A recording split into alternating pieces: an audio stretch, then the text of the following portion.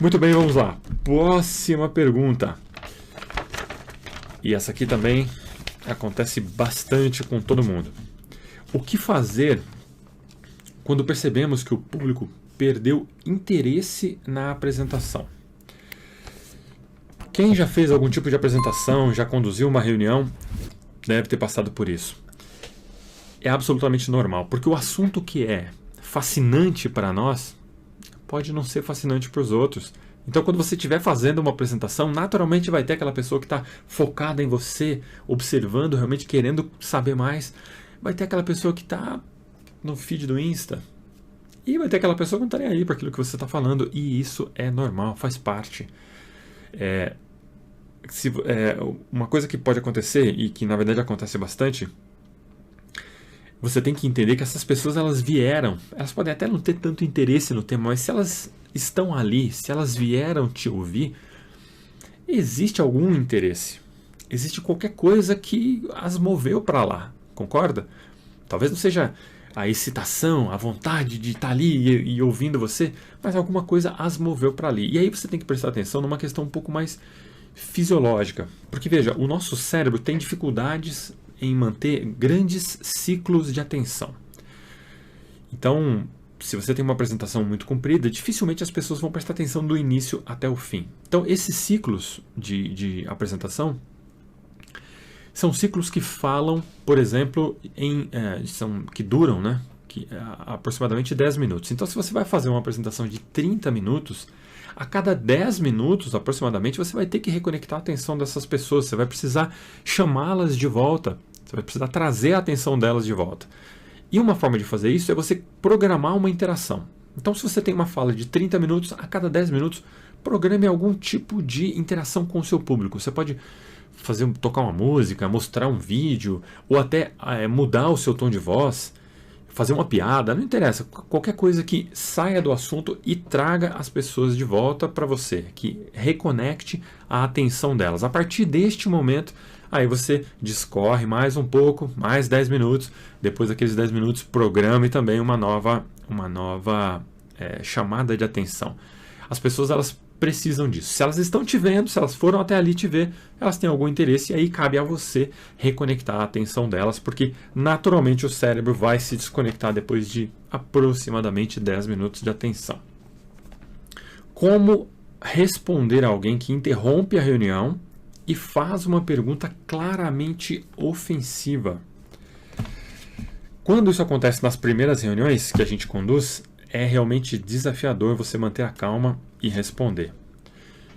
Quando você perceber que a pergunta foi um ataque a você ou ao tema, o que você pode fazer é tentar reformular essa pergunta e respondê-la, aproximá-la do tema e respondê-la. Você pode usar coisas do tipo: que bom que você perguntou isso. Essa é, na verdade, uma dúvida muito comum. E aí você explica para todo mundo. Quando você for falar isso, você diga: fulano, que bom que você perguntou isso. E quando você for explicar, é uma dúvida muito comum. Pessoal, é o seguinte, você explique isso para todo mundo. Se for uma pergunta que não tem nada a ver com o tema, se você perceber que é uma pergunta, ela é meio que um ataque, mas ela não tem a ver com o tema, não tem como você reformular e respondê-la dentro do tema da sua apresentação, o que você pode fazer é simplesmente responder para a pessoa delicadamente, dizer algo do tipo: essa pergunta que você fez ela é muito importante, mas ela não tem a ver com o tema que foi proposto para esta apresentação, para este tempo de apresentação agora.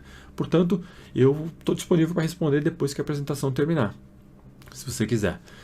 Quando você responde desse jeito, você primeiro não entra em discussão, porque não adianta você entrar em discussão, você não vai conseguir dissuadir ninguém e é extremamente chato quando você acaba cedendo, né, à pressão de alguém que de repente quer fazer quer criar uma discussão, quer criar um mal-estar ali naquela situação, e você elogia a pergunta. Toda vez que você elogia a pergunta, a pessoa que fez a pergunta se sente valorizada, se sente prestigiada. Então, toda vez que você for responder uma pergunta, procure falar algo do tipo: essa pergunta é muito importante, que bom que você a fez. E aí você explica isso para todo mundo. Se você souber o nome da pessoa, inclusive, que fez a pergunta, melhor ainda.